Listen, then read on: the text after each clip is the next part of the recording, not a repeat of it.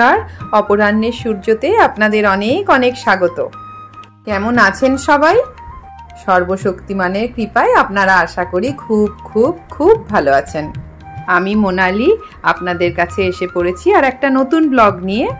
সঙ্গে থাকুন কেমন। আজ বুধবার, দেখলেন তো গাছে কত লাল জবা ফুটেছে। এগুলো তো পুনা জবা, যেগুলো আমার ছাদ বাগানে হয়েছে। নিচের বাগানে প্রচুর লাল দেশি জবাও ফুটেছে। আজ গন্নু বাবা কিন্তু খুব খুশি হবে। গরমে ফুলগুলোর কি অবস্থা হয়ে যাচ্ছে এখনই।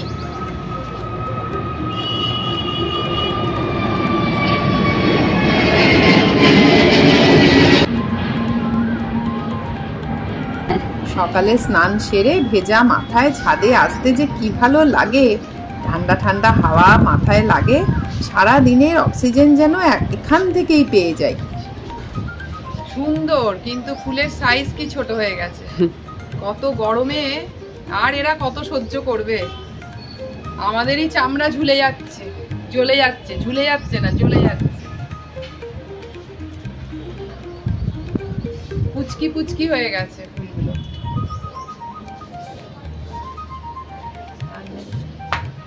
হালকা ফুরফুরে হাওয়াটা কিন্তু এই সকাল বেলাটাতেই কপালে জোটে।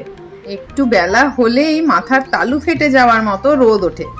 সামনের এপ্রিল, মে, জুন যে কি কপালে জুটবে কে জানে।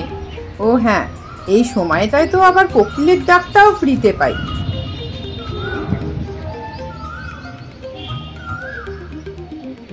মানে বলতে চাইছি, ফুরফুরে হাওয়ায় বেলি ফুল তুলছি যখন, তখন মনে হচ্ছে যেন বেলি ফুলের সুন্দর সুবাসটা পুরো আমার শরীরে ছড়িয়ে পড়ছে।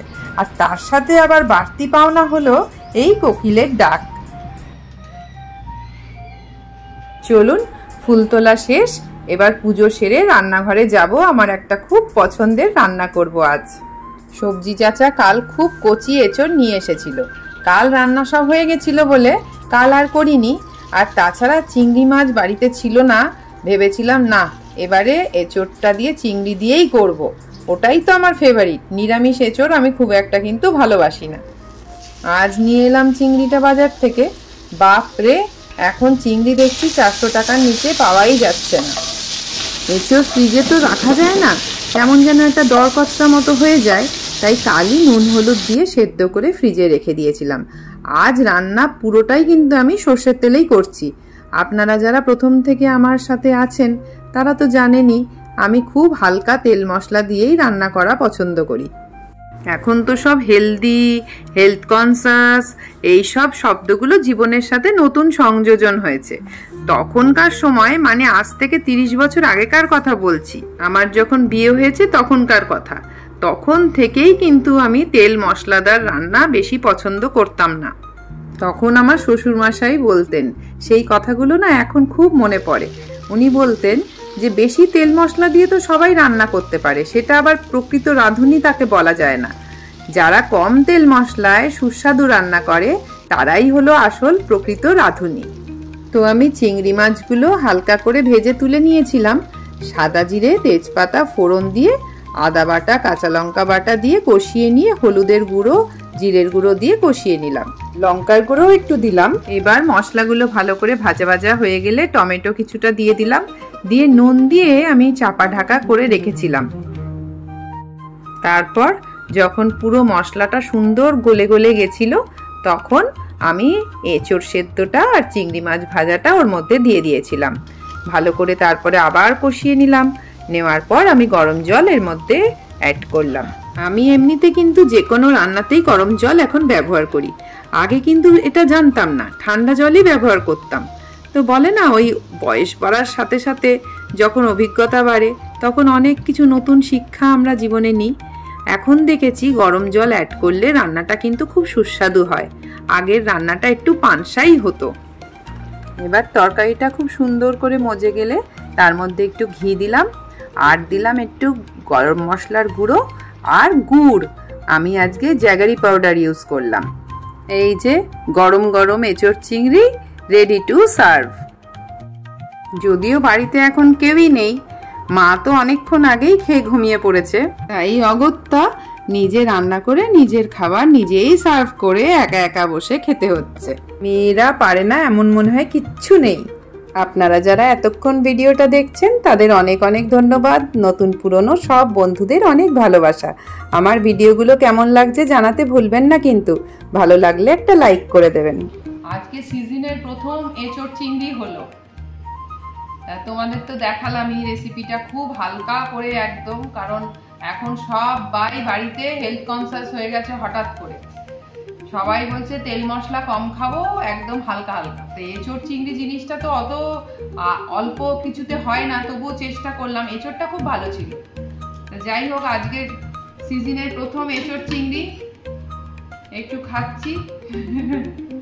এটাও স্পেশাল। সব স্পেশাল মুহূর্তগুলোকেই বন্দি করার চেষ্টা আপ্রাণ আর কি। চলো খাই।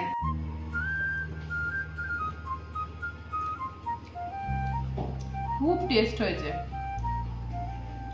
বেশি মশলা দিয়ে তো টেস্ট হবেই, জানা কথা, কিন্তু এরকম হালকা করেও যে রান্না হয়, এবং রান্না এইভাবে খাওয়া উচিত এখন প্রত্যেকটা মানুষেরই। হেলদি হয়েছে এঁচোড় চিংড়ি, হেলদি এঁচোড় চিংড়ি। এবার আরেকটা স্পেশাল মোমেন্টকে ক্যাপচার করলাম। চলো আইসক্রিম। আবার কি নিয়ে এসছো? আরে সেই আইসক্রিম সেদিন এলো না, ফুচকা খেলাম, তা আজকে আইসক্রিমটা খেয়ে নি। বাবা, একটা না একটা ডিউ থেকেই যাচ্ছে। আরে আমার জন্যই ডিউ। আমি তো এই আইসক্রিম রাবড়ি আইসক্রিম, এটা তো খাইনি তো, নাকি খুব সুন্দর ছিল। এই আইসক্রিমটাই দোলের দিন সবাই খেয়েছিল, আমি খাইনি। সেদিন খেলে তো ওইটাকে রাবড়ি আইসক্রিম বলে? ওই একই জিনিস? ও অন্যরকম আনতে পারতে। ও রাবড়ি তুমি না, আমি খাইনি না, ওই জন্য। ও বাবা, ওই ছেলেটা এসে বলছে দিদি ভাই ওই আইসক্রিমটা আবার দেবো, ওইটাই দেবে, কারণ ওই দিন খাইনি, আজকে খেয়ে ইয়ে করবো।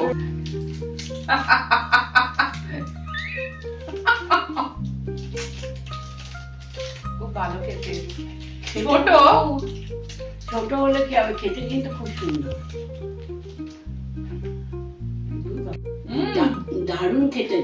তুমি খেলে খাওনি, ঠকে গেছো। আমরা তো দুটো খেলাম, তুমি একটা খেলে। খুব ভালো খেতে, খুবই সুন্দর খেতে। এবার এটাই নেবো। এটা নতুন মনে হয় নাকি? হ্যাঁ হ্যাঁ। গত বছর এই রাবড়ি আইসক্রিম এই বাদিলাল থেকে কোনোদিন খাইনি। মানে গত বছর যে ভাইটা আসে, প্রতি বছরই আসে, প্রতি বছর একটা না নতুন নতুন নিয়ে আসে। একবার নিয়ে এসেছিল সেই আমের। তোমরা খেয়ে দেখো, বাদিলালের আইসক্রিমটা মাত্র 15 টাকা দাম, কিন্তু জিনিসটা এত ভালো। মা, একটা মিষ্টি এখন 15-20 টাকা 25 টাকার নিচে, এই ছোট ছোট মিষ্টি। তার থেকে তো অনেক, তার থেকে তো এটা অনেক ভালো, ঠান্ডা, বাবার এদিকে খাওয়ার সুস্বাদু, খুব ভালো খেতে।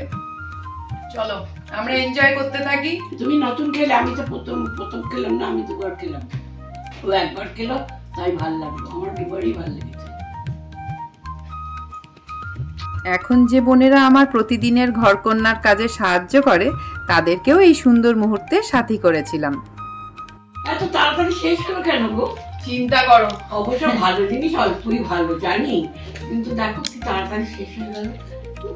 15 টাকা দাম, আর কতক্ষণ ধরে চালাবে বলো তো? ভালো খেলাম গো, খেয়ে খুব তৃপ্তি পেলাম। শোনো, ভালো জিনিস সবসময় কমই ভালো, বলো তোমরা?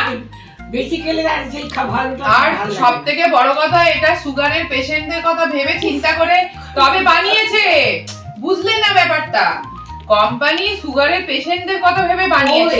সুগারের পেশেন্টদের জন্য কথা ভেবে? তা নয়, সুগারের পেশেন্টদেরও তো আইসক্রিম খেতে ইচ্ছা করতে পারে। তা ছোট হবে, আবার খাওয়াও হলো, আর ক্ষতিও খুব একটা মারাত্মক লেভেলের হলো না, কারণ বড় জিনিস না তো। মজা করছি কিন্তু এগুলো সবটাই। আচ্ছা, একটার জায়গায় দুটো হয় না? না, একদমই না। আবার কিছুদিন পর তোমরা বোঝো, তাই তো বলছি এত তাড়াতাড়ি শেষ হয়ে গেল কেন? একটু রয়েছে খেলে। ভালো জিনিস, চটপটা জিনিস সবসময় কম কমই। এটা ঠিক, এটা খেতে কিন্তু খুব সুন্দর। কাঠি চোষো এখন বসে বসে। না, কাঠি চোষো। চলো চলুন, আজকের মতো ব্লগটা এতটুকুই রইল। দেখা হচ্ছে আপনাদের সাথে আবার পরের ব্লগে। ততক্ষণ পর্যন্ত আপনারা সবাই খুব খুব খুব ভালো থাকবেন।